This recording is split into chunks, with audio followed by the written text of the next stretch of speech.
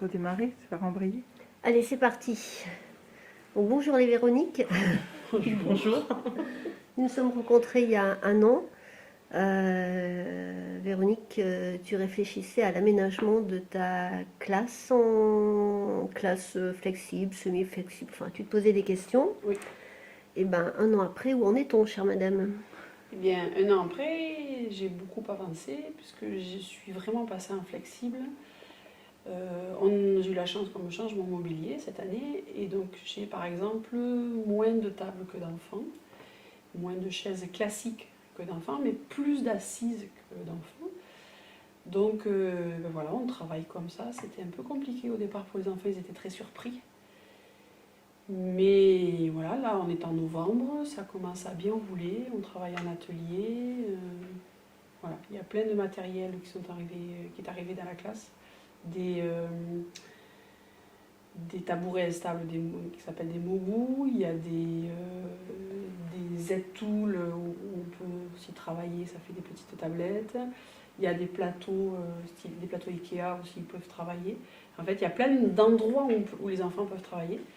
Et ils ont plutôt bien investi la chose. Donc ça se passe bien. Qu'est-ce qui était compliqué en début d'année pour les enfants? Alors ce qui était compliqué en fait, c'est qu'ils sont arrivés le premier jour de la rentrée. Et les enfants se sont assis et je me suis retrouvée avec 6 ou 8 enfants qui n'avaient pas d'endroit pour s'asseoir s'ils n'avaient pas de table. Et donc ils restaient plantés au milieu de la classe en me disant, mais enfin, ils n'osaient pas dire. Et en fait, j'ai embrayé directement avec ça. J'ai pas dit, bon, enfin si j'ai dit bienvenue en classe, mais j'ai pas, comme je pouvais faire avant, dire, bon vous êtes en CP, on va faire ci, on va faire ça. De suite, je dis, mais c'est quoi cette classe? Il n'y a pas assez de tables pour chaque enfant. Mais c'est quoi cette maîtresse qui a pas assez de matériel en fait? Et du coup, on a de suite travaillé là-dessus.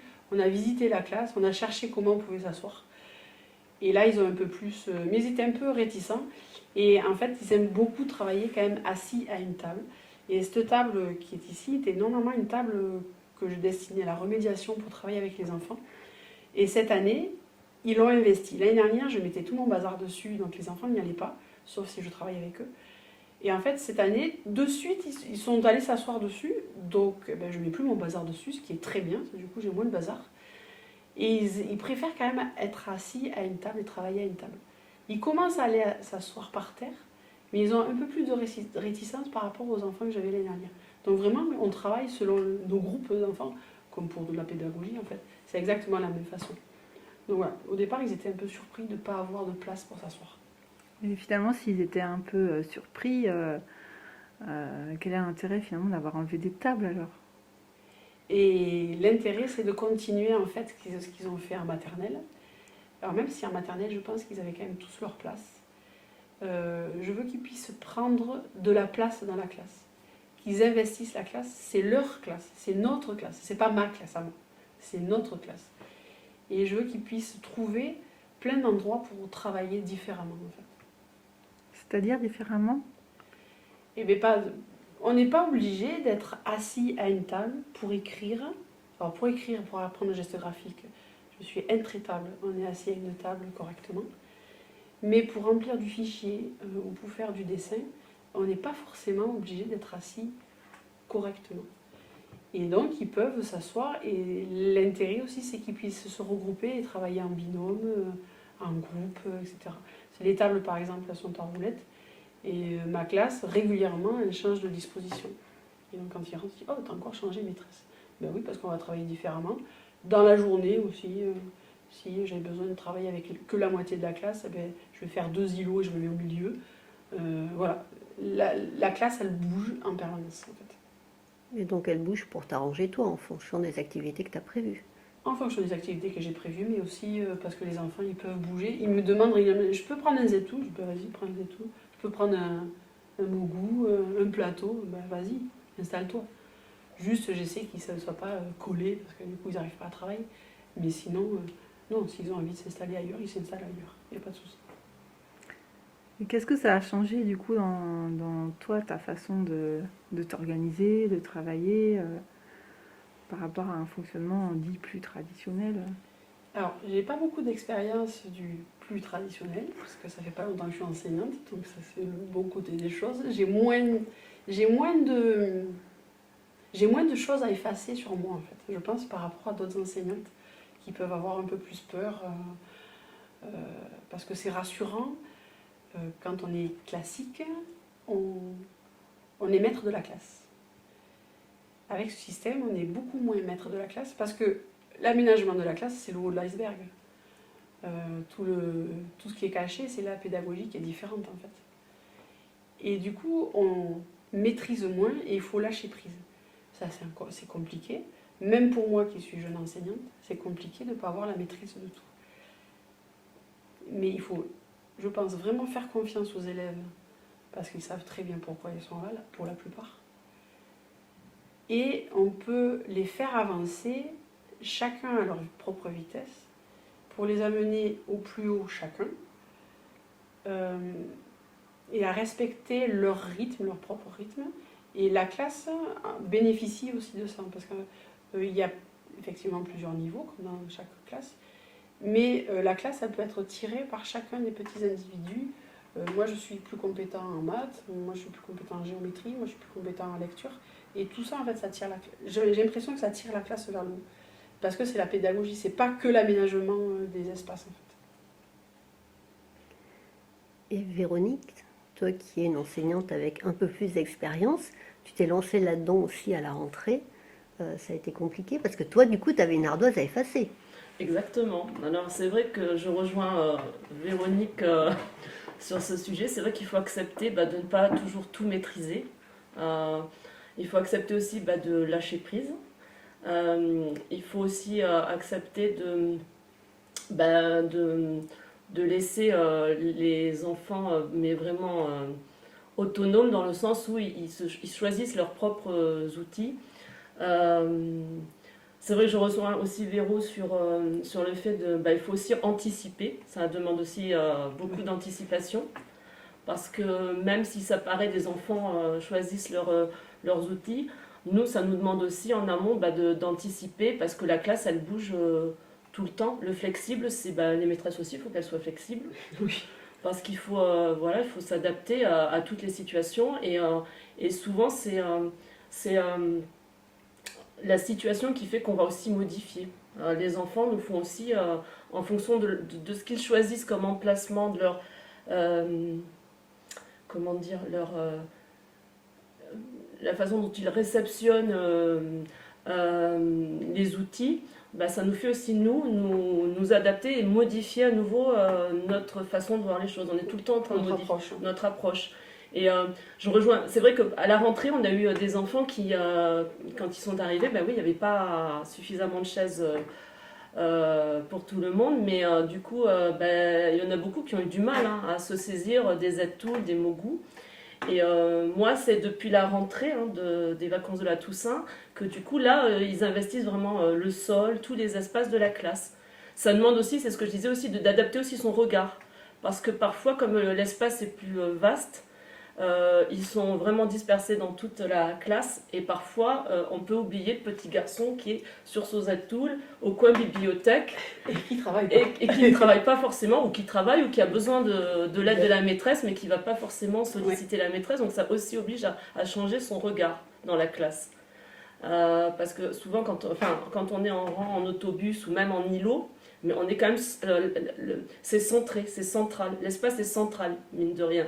Alors que là, en flexible, ils occupent tout l'espace de la classe, même les coins, et donc du coup, notre regard doit changer aussi, puisque moi je sais que ça m'est arrivé d'oublier un petit garçon qui était au fond, parce que j'étais toujours le regard centré, positionnement du tableau, devant le tableau, et en fait, on n'a pas le regard qui va forcément partir...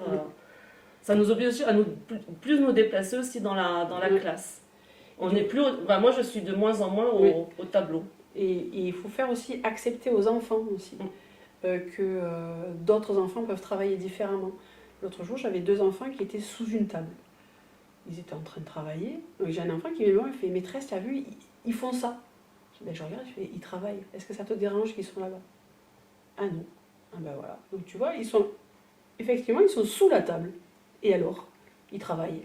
Donc, pas de problème. Voilà. Il faut aussi changer le regard des enfants, ils sont déjà formatés. Même à 6 ans, ils sont déjà formatés. Et donc, il faut leur faire changer ce regard-là.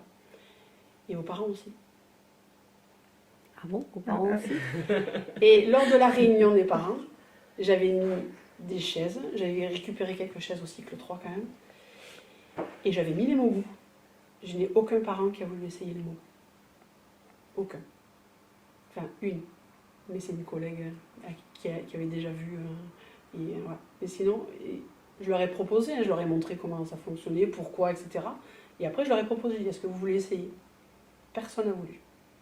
Et qu'est-ce que tu as ressenti à ce moment-là?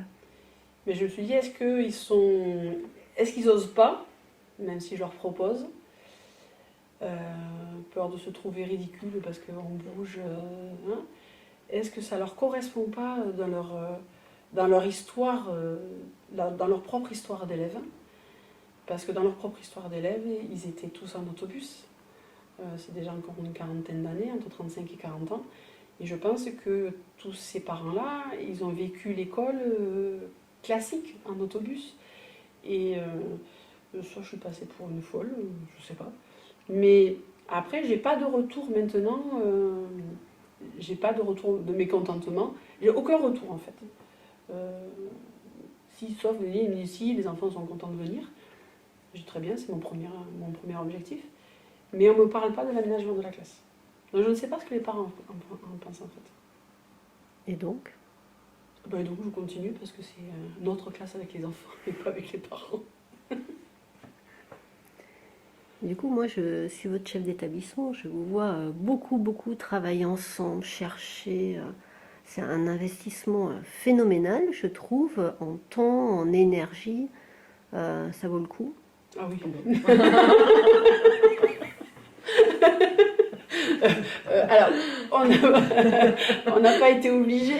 Ouais, non. On n'a pas été obligé. Et oui, ça vaut le coup parce qu'on est heureuse dans notre classe, quoi. Et donc, on est heureuse de venir bosser et on est heureuse avec nos élèves parce que nos élèves sont aussi, je pense, heureux dans notre classe. Et donc, oui, ça vaut le coup, quoi. Qu'est-ce que vous avez gagné? Parce que ça a l'air d'être très clair, là, que vous y retrouvez bien. Moi, ça m'a reboosté. Parce que je suis une vieille enseignante. Bah oui. Ben non, mais ça, Oui, ça rebooste. Ça permet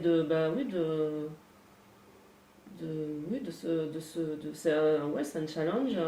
Et on s'enrichit, en On fait. s'enrichit aussi On également. s'enrichit parce que c'est vrai qu'on travaille tout le temps ensemble et que ça fait un peu plus d'un an qu'on se connaît, qu'on travaille ensemble. Moi, j'ai l'impression que ça fait 10 ou 15 ans qu'on travaille ensemble. Parce qu'on a les mêmes objectifs, on a les mêmes valeurs et on a les mêmes envies. Et du coup, il y en a une qui lit quelque chose, qui le dit à l'autre, on rebondit et on trouve des idées ensemble. On est tout le temps en train de communiquer, même quand on n'est pas à l'école.